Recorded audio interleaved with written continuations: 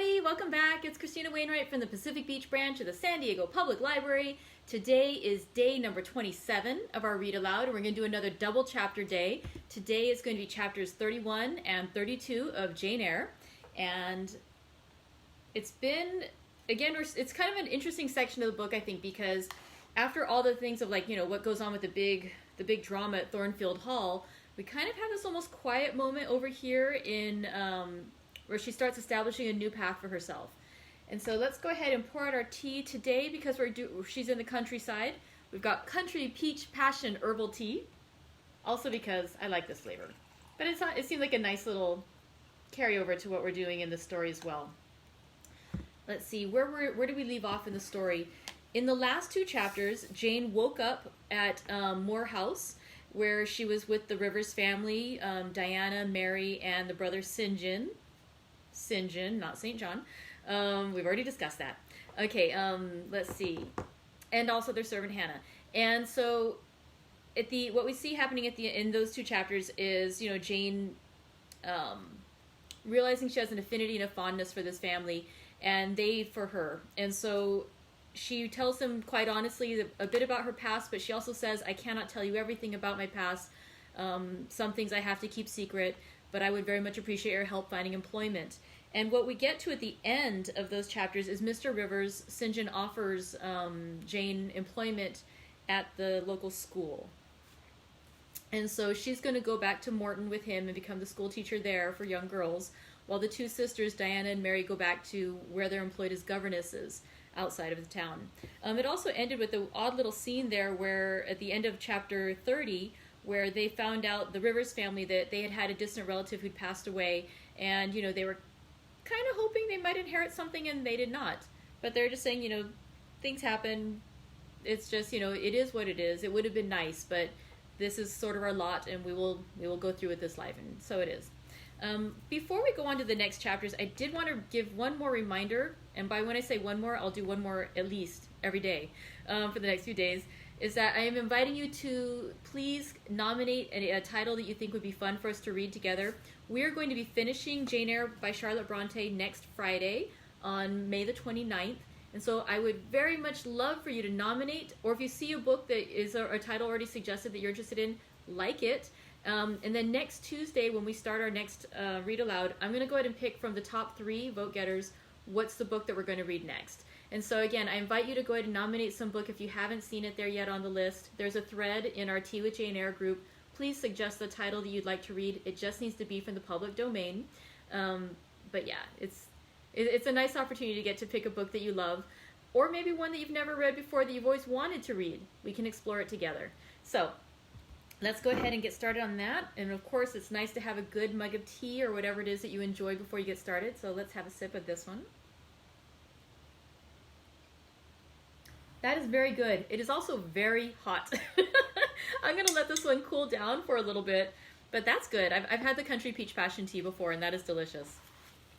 Okay, so let's go ahead and get started with chapters 31 and 32 of Jane Eyre by Charlotte Brontë. Chapter 31.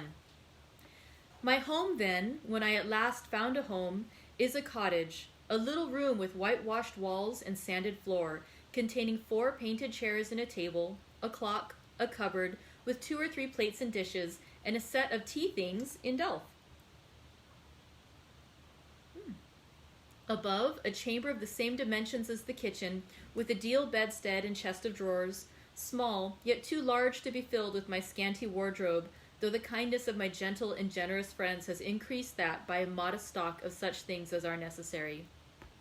It is evening. I have dismissed, with the fee of an orange, the little orphan who serves me as a handmaid. I am sitting alone on the hearth. This morning the village school opened. I had 20 scholars, but 3 of the number can read, none write or cipher. Several knit, and a few sew a little. They speak with the broadest accent of the district. At present, they and I have a difficulty in understanding each other's language. Some of them are unmannered, rough, intractable, as well as ignorant. But others are docile, have a wish to learn, and evince a disposition that pleases me. I must not forget that these coarsely clad little peasants are of flesh and blood as good as the scions of gentlest genealogy, and that the germs of native excellence, refinement, intelligence, kind feeling are as likely to exist in their hearts as in those of the best born. My duty will be to develop these germs. Surely I shall find some happiness in discharging that office. Much enjoyment I do not expect in the life opening before me, yet it will, doubtless, if I regulate my mind and exert my powers as I ought, yield me enough to live on from day to day. Was I very gleeful, settled, content during the hours I passed in yonder bare, humble schoolroom this morning and afternoon? Not to deceive myself, I must reply, no. I felt desolate to a degree. I felt, yes, idiot that I am, I felt degraded. I doubted I had taken a step which sunk instead of raising me up in the scale of social existence. I was weakly dismayed at the ignorance, the poverty, the coarseness of all I heard and saw around me. But let me not hate and despise myself too much for these feelings. I know them to be wrong. That is a great step gained. I shall strive to overcome them. Tomorrow, I trust, I shall get the better of them partially, and in a few weeks, perhaps, they will be quite subdued. In a few months, it is possible, the happiness of seeing progress and a change for the better in my scholars may substitute gratification for disgust. Meantime, let me ask myself one question. Which is better, to have surrendered to temptation, listened to passion, made no painful effort, no struggle, but to have sunk down in the silken snare, fallen on the flowers covering it, wakened in a southern clime among the luxuries of a pleasure villa, to have been now living in France, Mr. Rochester's mistress, delirious with his love half my time, for he would, oh yes, he would have loved me well for a while. He did love me. No one will ever love me so again. I shall never more know the sweet homage given to beauty, youth, and grace, for never to anyone else shall I seem to possess those charms. He was fond and proud of me. It is what no man besides will ever be. But where am I wandering, and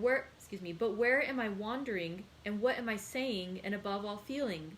Whether it is better, I ask, to be a slave in a fool's paradise at Marseilles, fevered with delusive bliss one hour, suffocating with the bitterest tears of remorse and shame the next, or to be a village schoolmistress, free and honest, in a breezy mountain nook in the healthy heart of England.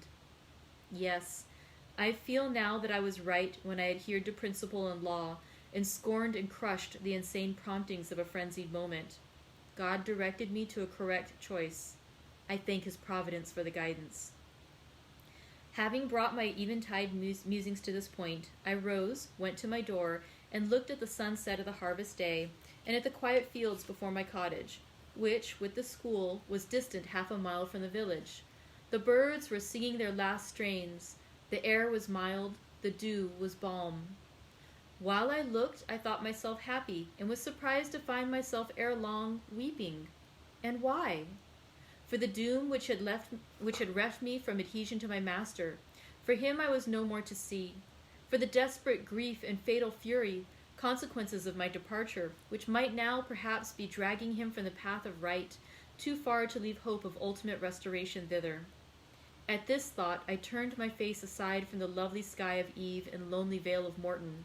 I say lonely, for in that bend of it visible to me there was no building apparent save the church and the parsonage, half hid in trees, and quite at the extremity the roof of Vale House, where the rich Mr. Oliver and his daughter lived. I hid my eyes and leaned my head against the stone frame of my door, but soon a slight noise near the wicket which shut my tiny gate from the meadow beyond it made me look up.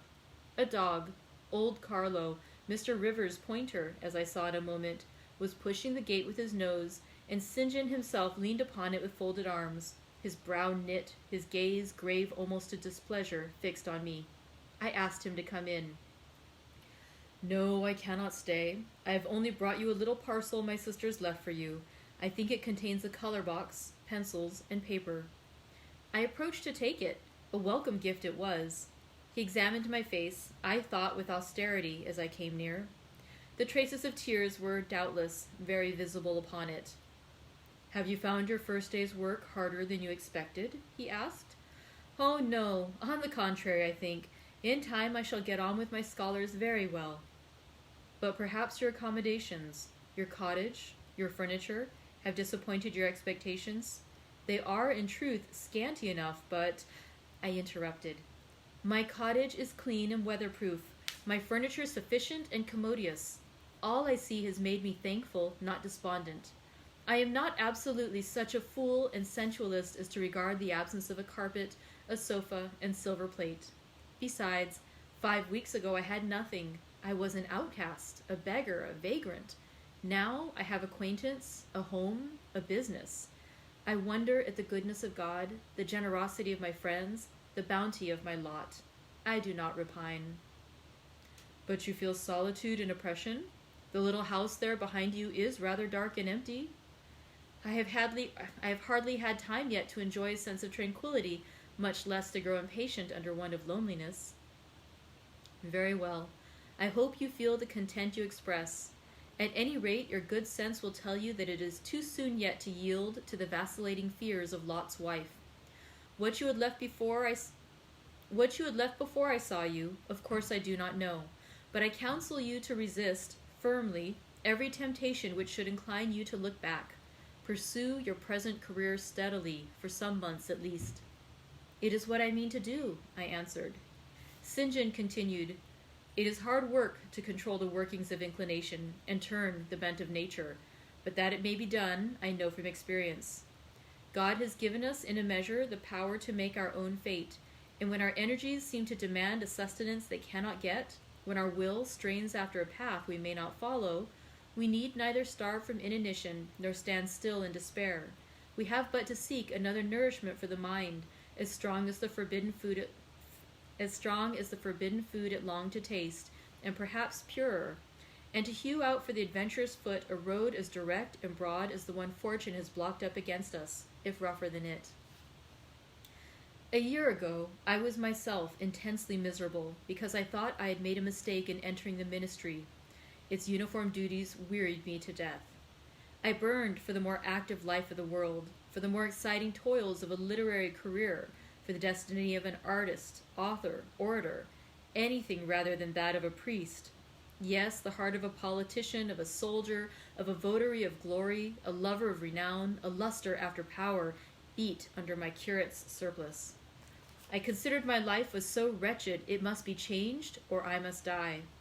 After a season of darkness and struggling, light broke and relief fell. My cramped existence all at once spread out to a plain without bounds. My powers heard a call from heaven to rise, gather their full strength, spread their wings, and mount beyond ken. God had an errand for me, to bear which afar, to deliver it well. Skill and strength, courage and eloquence, the best qualifications of soldier, statesman, and orator were all needed. For these all center in the good missionary. A missionary I resolved to be. From that moment my state of mind changed. The fetters dissolved and dropped from every faculty, leaving nothing of bondage but its galling soreness, which time only can heal. My father, indeed, opposed the determination, but since his death I have not a legitimate obstacle to contend with. Some affairs settled, a successor for Morton provided, an entanglement or two of the feelings broken through or cut asunder, a last conflict with human weakness in which I know I shall overcome, because I have vowed that I will overcome, and I leave Europe for the East. He said this in his peculiar, subdued, yet emphatic voice, looking, when he had ceased speaking, not at me, but at the setting sun, to which I looked too. Both he and I had our backs toward the path leading up to the field, to the wicket. We had heard no step on that grass-grown track. The water running in the vale was the one lulling sound of the hour and scene. We might well then start when a gay voice, sweet as a silver bell, exclaimed, "Good evening, Mr. Rivers, and good evening, old Carlo. Your dog is quicker to recognize his friends than you are, sir. He pricked his ears and wagged his tail when I was at the bottom of the field, and you have had your back toward me now." It was true. Though Mr. Rivers had started at the first of those musical accents, as if a thunderbolt had split a cloud over his head, he stood yet, at the close of the sentence, in the same attitude in which the speaker had surprised him, his arm resting on the gate, his face directed toward the west. He turned at last with measured deliberation. A vision, as it seemed to me, had risen at his side. There appeared, within 3 feet of him, a form clad in pure white, a youthful, graceful form, full yet fine in contour. And when, after bending to caress Carlo, it lifted up its head and threw back a long veil, there bloomed under his glance a face of perfect beauty. Perfect beauty is a strong expression, but I do not retrace or qualify it. As sweet features as ever the temperate clime of Albion molded, as pure hues of rose and lily as ever her humid gales and vapory skies generated and screened, justified, in this instance, the term. No charm was wanting, no defect was perceptible. The young girl had regular and delicate lineaments, eyes shaped and colored as we see them in lovely pictures, large and dark and full. The long and shadowy eyelash which encircles a fine eye with so soft a fascination. The penciled brow which gives such clearness. The white, smooth forehead which adds such repose to the livelier beauties of tint and ray. The cheek, oval, fresh, and smooth. The lips fresh too, ruddy, healthy, sweetly formed. The even and gleaming teeth without flaw. The small dimpled chin, the ornament of rich, plenteous tresses. All advantages, in short, which, combined, realized the ideal of beauty, were fully hers. I wondered as I looked at this fair creature. I admired her with my whole heart. Nature had surely formed her in a partial mood, and forgetting her usual stinted stepmother dole of gifts, had endowed this, her darling, with a grandame's bounty. What did St. John Rivers think of this earthly angel? I naturally asked myself that question as I saw him turn to her and look at her, and as naturally I sought the answer to the inquiry in his countenance. He had already withdrawn his eye from the Peri, and was looking at a humble tuft of daisies which grew by the wicket. "A lovely evening, but late for you to be out alone," he said, as he crushed the snowy heads of the closed flowers with his foot. "Oh, I only came home from S." She mentioned the name of a large town some 20 miles distant. "This afternoon. Papa told me you had opened your school and that the new mistress was come, and so I put on my bonnet after tea and ran up the valley to see her. This is she," pointing to me. "It is," said St. John. "Do you think you shall like Morton?" she asked of me, with a direct and naive simplicity of tone and manner, pleasing, if childlike. "I hope I shall. I have many inducements to do so." "Did you find your scholars as attentive as you expected?" "Quite." "Do you like your house?" "Very much." "Have I furnished it nicely?" "Very nicely indeed." "And made a good choice of an attendant for you in Alice Wood?" "You have indeed. She is teachable and handy." This, then, I thought, is Miss Oliver, the heiress, favored, it seems, in the gifts of fortune as well as in those of nature. What happy combination of the planets presided over her birth, I wonder. "I shall come up and help you to teach sometimes," she added. "It will be a change for me to visit you now and then, and I like a change. Mr. Rivers, I have been so gay during my stay at S. Last night, or rather this morning, I was dancing till 2 o'clock. The something regiment was stationed there since the riots, and the officers are the most agreeable men in the world. They put all our young knife grinders and scissor merchants to shame." It seemed to me that Mr. St. John's upper lip protruded, and his under lip protruded, and his upper lip curled a moment. His mouth certainly looked a good deal compressed, and the lower part of his face unusually stern and square as the laughing girl gave him this information. He lifted his gaze, too, from the daisies and turned it on her. An unsmiling, a searching, a meaning gaze it was.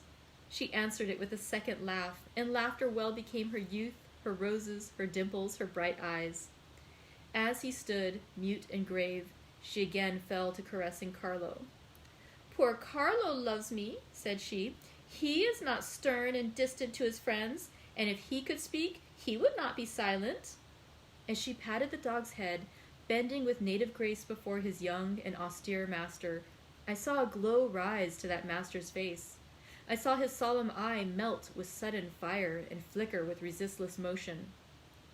Flushed and kindled thus, he looked nearly as beautiful for a man as she for a woman. His chest heaved once, as if his large heart, weary of despotic constriction, had expanded, despite the will, and made a vigorous bound for the attainment of liberty. But he curbed it, I think, as a resolute rider would curb a rearing steed. He responded neither by word nor movement to the gentle advances made him. "Papa says you never come to see us now," continued Miss Oliver, looking up. "You are quite a stranger at Vale Hall. He is alone this evening and not very well. Will you return with me and visit him?" "It is not a seasonable hour to intrude on Mr. Oliver," answered St. John. "Not a seasonable hour? But I declare it is. It is just the hour when Papa most wants company, when the works are closed and he has no business to occupy him. Now, Mr. Rivers, do come. Why are you so very shy and so very somber?" She filled up the hiatus his silence left by a reply of her own. "I forgot," she exclaimed, shaking her beautiful curled head as if shocked on herself. "I am so giddy and thoughtless. Do excuse me. It had slipped my memory that you have good reasons to be indisposed for joining in my chatter. Diana and Mary have left you, and Morehouse is shut up, and you are so lonely. I am sure I pity you. Do come and see Papa." "Not tonight, Miss Rosamond. Not tonight." Mr. St. John spoke almost like an automaton. Himself only knew the effort it cost him thus to refuse. "Well, if you are so obstinate, I will leave you, for I dare not stay any longer. The dew begins to fall. Good evening." She held out her hand. He just touched it. "Good evening," he repeated, in a voice low and hollow as an echo. She turned, but in a moment returned. "Are you well?" she asked. Well might she put the question. His face was blanched as her gown. "Quite well," he enunciated, and with a bow he left the gate. She went one way, he another. She turned twice to gaze after him as she tripped fairy-like down the field. He, as he strode firmly across, never turned at all. This spectacle of another's suffering and sacrifices wrapped my thoughts from exclusive meditation on my own. Diana Rivers had designated her brother inexorable as death. She had not exaggerated. All right, chapter 32. I continued the labors of the village school as actively and faithfully as I could. It was truly hard work at first. Some time elapsed before, with all my efforts, I could comprehend my scholars and their nature. Wholly untaught, with faculties quite torpid, they seemed to me hopelessly dull, and at first sight all dull alike. But I soon found I was mistaken. There was a difference among them as among the educated, and when I got to know them, and they me, this difference rapidly developed itself. Their amazement at me, my language, my rules and ways, once subsided, I found some of these heavy-looking, gaping rustics wake up into sharp-witted girls enough. Many showed themselves obliging and amiable too, and I discovered among them not a few examples of natural politeness and innate self-respect, as well as of excellent capacity, that won both my goodwill and my admiration. These soon took a pleasure in doing their work well, in keeping their persons neat, in learning their tasks regularly, in acquiring quiet and orderly manners. The rapidity of their progress in some instances was even surprising, and an honest and happy pride I took in it. Besides, I began personally to like some of the best girls, and they liked me. I had among my scholars several farmers' daughters, young women grown almost. These could already read, write, and sew, and to them I taught the elements of grammar, geography, history, and the finer kinds of needlework. I found estimable characters among them, characters desirous of information and disposed for improvement, with whom I passed many a pleasant evening hour in their own homes. Their parents then, the farmer and his wife, loaded me with attentions. There was an enjoyment in accepting their simple kindness and repaying it by a consideration, a scrupulous regard to their feelings, to which they were not perhaps at all times accustomed, and which both charmed and benefited them, because while it elevated them in their own eyes, it made them emulous to merit the deferential treatment they received. I felt I became a favorite in the neighborhood. Whenever I went out, I heard on all sides cordial salutations, and was welcomed with friendly smiles. To live amid general regard, though it be but the regard of working people, is like sitting in sunshine, calm and sweet. Serene inward feelings bud and bloom under the ray. At this period of my life, my heart far oftener swelled with thankfulness than sunk with dejection. And yet, reader, to tell you all, in the midst of this calm, this useful existence, after a day passed in honorable exertion among my scholars, an evening spent in drawing or reading contentedly alone, I used to rush into strange dreams at night. dreams many-colored, agitated, full of the ideal, the stirring, the stormy. Dreams where amid unusual scenes charged with adventure, with agitating risk and romantic chance, I still, again and again, met Mr. Rochester, always at some exciting crisis, and then the sense of being in his arms, hearing his voice, meeting his eye, touching his hand and cheek, loving him, being loved by him. The hope of passing a lifetime at his side would be renewed with all its first force and fire. Then I awoke. Then I recalled where I was and how situated, and then the still, dark night witnessed the convulsion of despair and heard the burst of passion. By 9 o'clock the next morning, I was punctually opening the school, tranquil, settled, prepared for the steady duties of the day. Rosamond Oliver kept her word in coming to visit me. Her call at the school was generally made in the course of her morning ride. She would canter up to the door on her pony, followed by a mounted livery servant. Anything more exquisite than her appearance, in her purple habit, with her Amazon's cap of black velvet placed gracefully above the long curls that kissed her cheek and floated to her shoulders, can scarcely be imagined.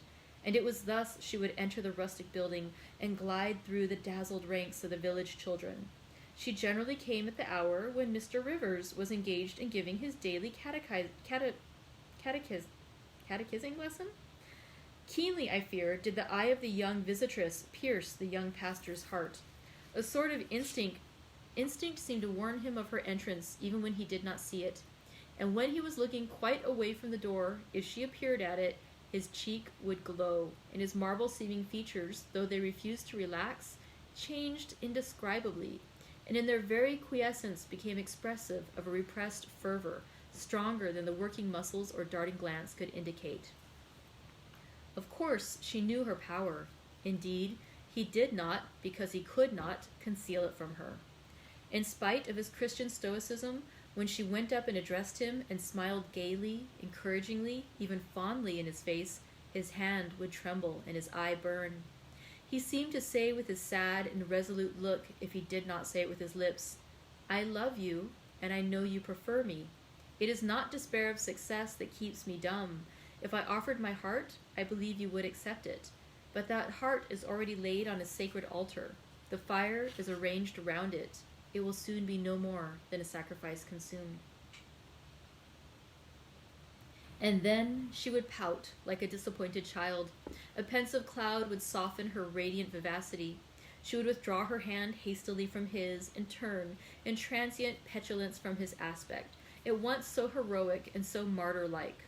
St. John, no doubt, would have given the world to follow, recall, retain her when she thus left him, but he would not give one chance of heaven, nor relinquish for the Elysium of her love one hope of the true eternal paradise. Besides, he could not bound all that he had in his nature, the rover, the aspirant, the poet, the priest, in the limits of a single passion. He could not, he would not, renounce his wild field of mission warfare for the parlors and the peace of Vale Hall. I learned so much from himself in an inroad I once, despite his reserve, had the daring to make on his confidence. Miss Oliver already honored me with frequent visits to my cottage. I had learned her whole character, which was without mystery or disguise.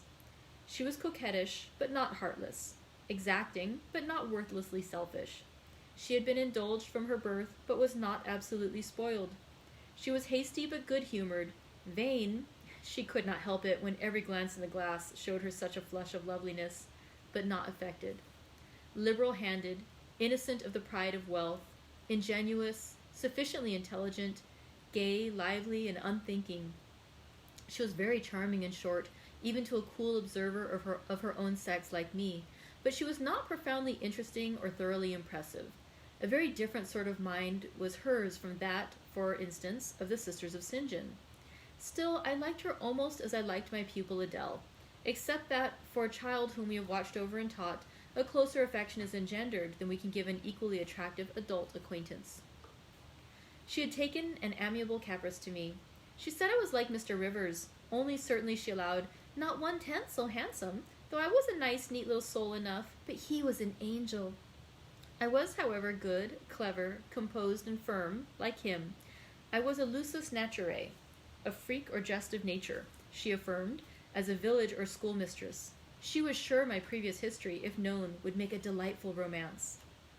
One evening, while with her usual childlike activity and thoughtless yet not offensive inquisitiveness, she was rummaging the cupboard and the table drawer of my little kitchen, she discovered first 2 French books, a volume of Schiller, a German grammar and dictionary, and then my drawing materials and some sketches, including a pencil head of a pretty little cherub-like girl, one of my scholars, and sundry views from nature taken in the Vale of Morton and on the surrounding moors. She was first transfixed with surprise and then electrified with delight. Had I done those pictures? Did I know German and French? What a love! What a miracle I was! I drew better than her master in the first school in S. Would I sketch a portrait of her to show to Papa? With pleasure, I replied, and I felt a thrill of artist delight at the idea of copying from so perfect and radiant a model. She had then on a dark blue silk dress. Her arms and her neck were bare. Her only ornament was her chestnut tresses, which waved over her shoulders with all the wild grace of natural curls. I took a sheet of fine cardboard and drew a careful outline. I promised myself the pleasure of coloring it, and as it was getting late then, I told her she must come and sit another day.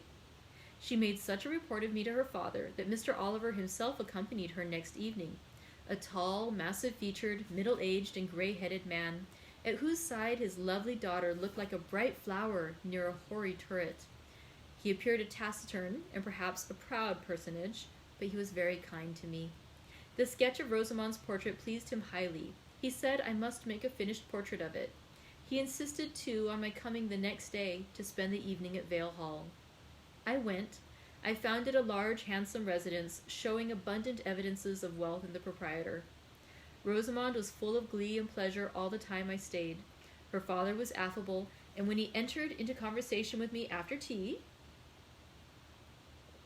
he expressed in strong terms his approbation of what I had done in Morton schools, and said he only feared, from what he saw and heard, I was too good for the place, and would soon quit it for one more suitable.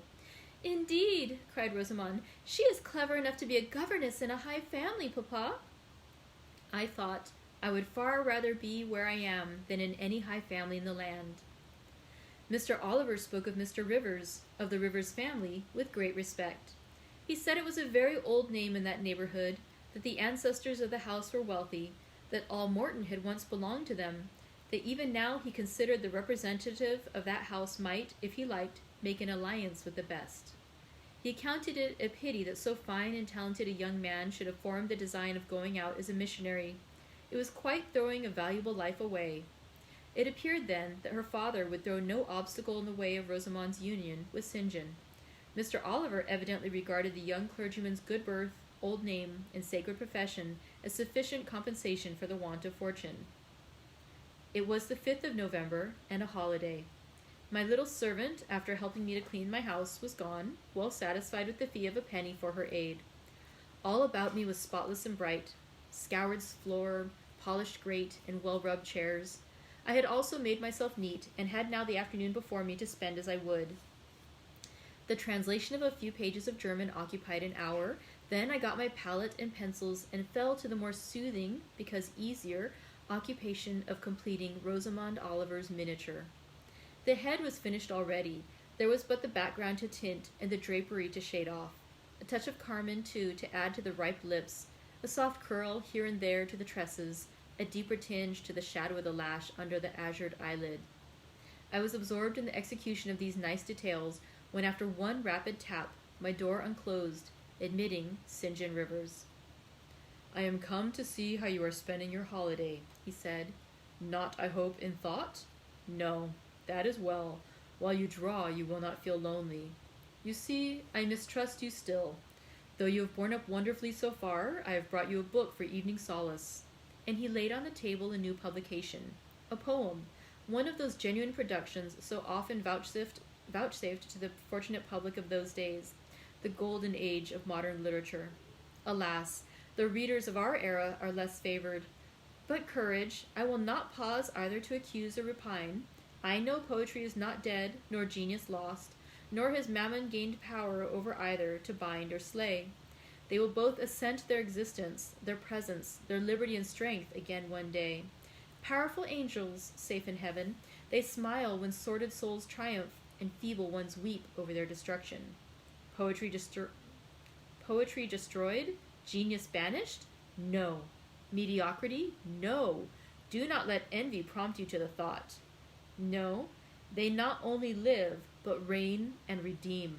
And without their divine influence spread everywhere, you would be in hell, the hell of your own meanness. While I was eagerly glancing at the bright pages of Marmion, for Marmion it was, St. John stooped to examine my drawing. His tall figure sprang erect again with a start. He said nothing. I looked up at him. He shunned my eye. I knew his thoughts well, and could read his heart plainly. At the moment, I felt calmer and cooler than he. I had then temporarily the advantage of him, and I conceived an inclination to do him some good, if I could. With all his firmness and self-control, thought I, he tasks himself too much, or too far, locks every feeling and pain within, expresses, confesses, imparts nothing. I am sure it would benefit him to talk a little about the sweet Rosamond, whom he thinks he ought not to marry. I will make him talk. I said first, "Take a chair, Mr. Rivers." But he answered, as he always did, that he could not stay. "Very well," I responded mentally. "Stand if you like, but you shall not go just yet, I am determined. Solitude is at least as bad for you as it is for me. I'll try if I cannot discover the secret spring of your confidence and find an aperture in that marble breast through which I can shed one drop of the balm of sympathy." "Is this portrait like?" I asked bluntly. "Like? Like whom? I did not observe it closely." "You did, Mr. Rivers." He almost started at my sudden and strange abruptness. He looked at me astonished. "Oh, that is nothing yet," I muttered within. "I don't mean to be baffled by a little stiffness on your part. I'm prepared to go to considerable lengths." I continued, "You observed it closely and distinctly, but I have no objection to your looking at it again." And I rose and placed it in his hand. "A well-executed picture," he said. "Very soft, clear coloring, very graceful, and correct drawing." Yes, I know all that. But what of the resemblance? Who is it like?" Mastering some hesitation, he answered, "Miss Oliver, I presume." "Of course. And now, sir, to reward you for the accurate guess, I will promise to paint you a careful and faithful duplicate of this very picture, provided you admit that the gift would be acceptable to you. I don't wish to throw away my time and trouble on an offering you would deem worthless." He continued to gaze at the picture. The longer he looked, the firmer he held it, the more he seemed to covet it. "It is like," he murmured. "The eye is well managed, the color, light, expression are perfect. It smiles." Would it comfort or would it wound you to have a similar painting? Tell me that. When you are at Madagascar or at the Cape or in India, would it be a consolation to have that memento in your possession, or would the sight of it bring recollections calculated to enervate in distress? He now furtively raised his eyes. He glanced at me irresolute, disturbed. He again surveyed the picture. "That I should like to have it is certain. Whether it be judicious or wise is another question." Since I had ascertained that Rosamond really preferred him, and that her father was not likely to oppose the match, I, less exalted in my views than St. John, had been strongly disposed in my own heart to advocate their union. It seemed to me that, should he become the possessor of Mr. Oliver's large fortune, he might do as much good with it as if he went and laid his genius out to wither and his strength to waste under a tropical sun. With this persuasion, I now answered, "As far as I can see, it would be wiser and more judicious if you were to take to yourself the original at once." By this time he had sat down. He had laid the picture on the table before him, and with his brow supported in both hands, hung fondly over it. I discerned he was now neither angry nor shocked at my audacity.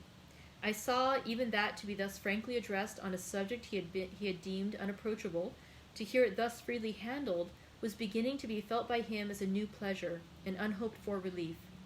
Reserved people often really need the frank discussion of their sentiments and griefs more than the expansive. The sternest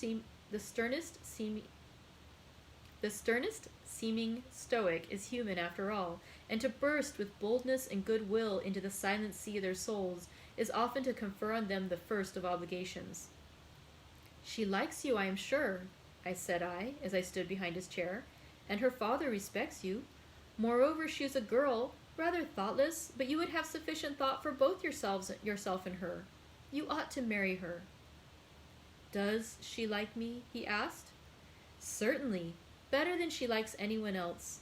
She talks of you continually. There is no subject she enjoys so much or touches upon so often. It is very pleasant to hear this, he said. Very. Go on for another quarter of an hour. And he actually took out his watch and laid it upon the table to measure the time. But where is the use of going on, I asked, when you are probably preparing some iron blow of contradiction or forging a fresh chain to fetter your heart? Don't imagine such hard things. Fancy me yielding and melting as I am doing.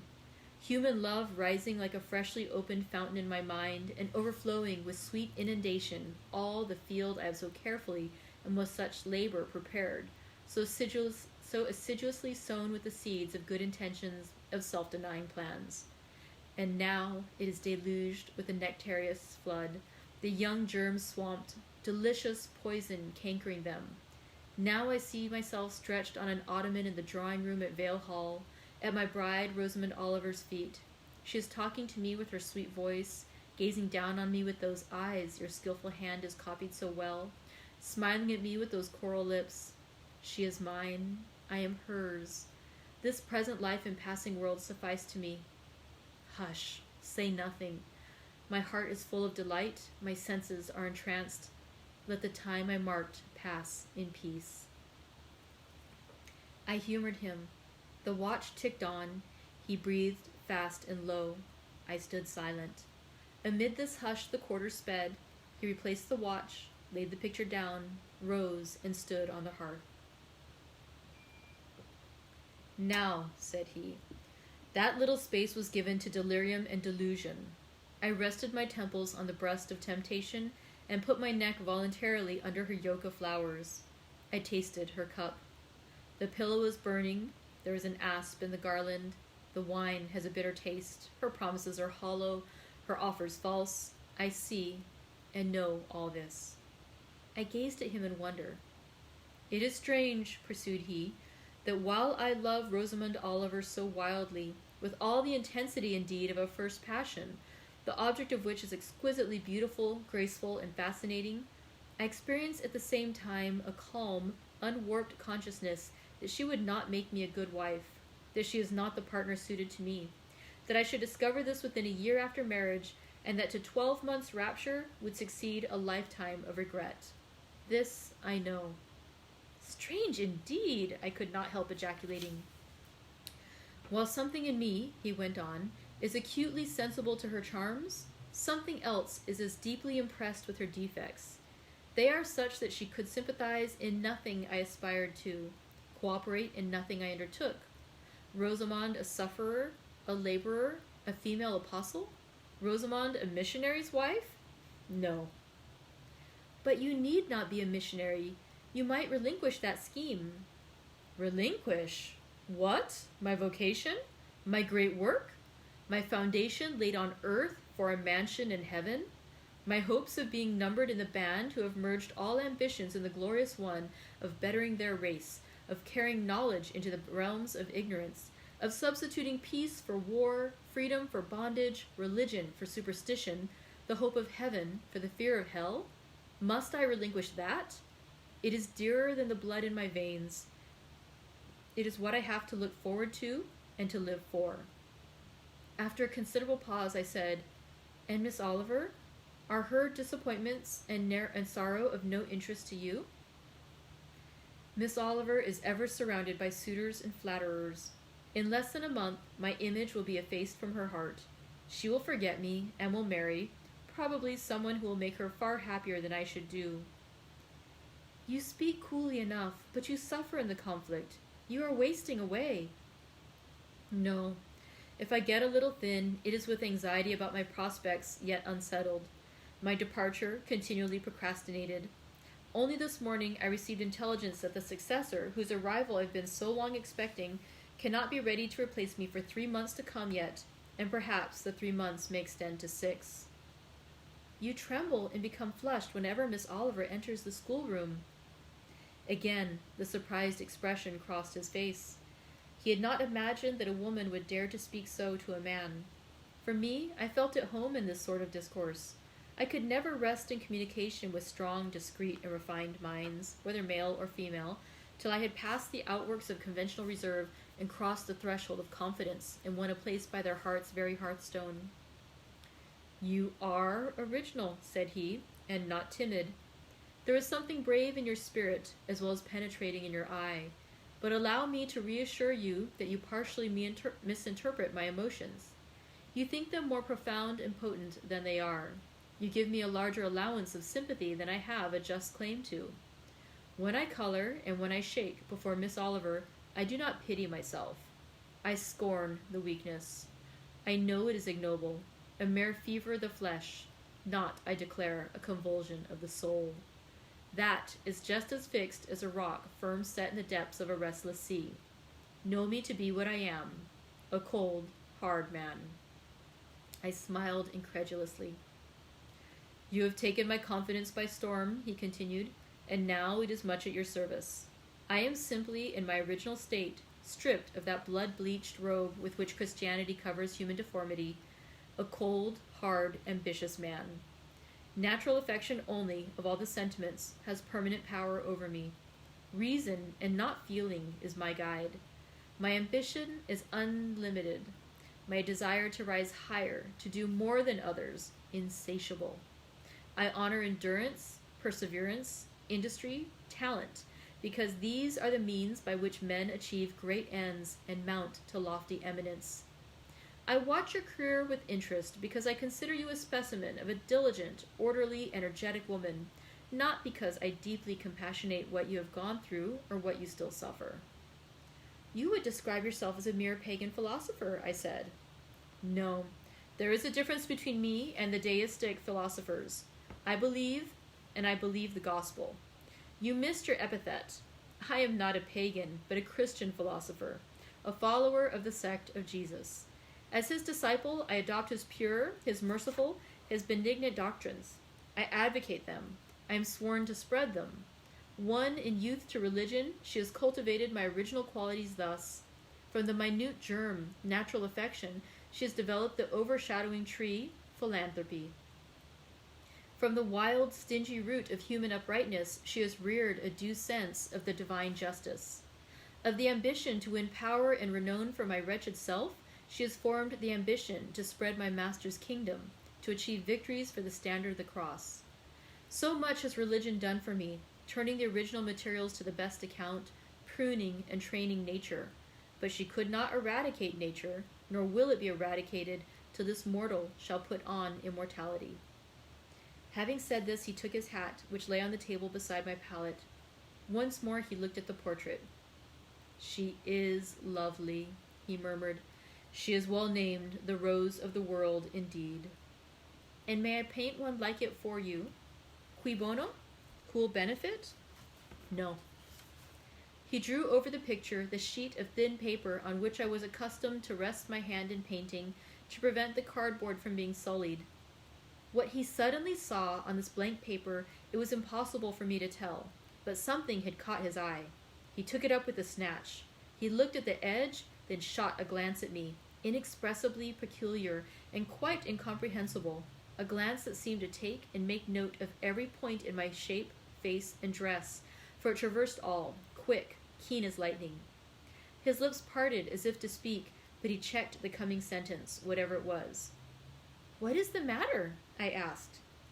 "Nothing in the world," was the reply, and replacing the paper, I saw him dexterously tear a narrow strip from the margin. It disappeared in his glove.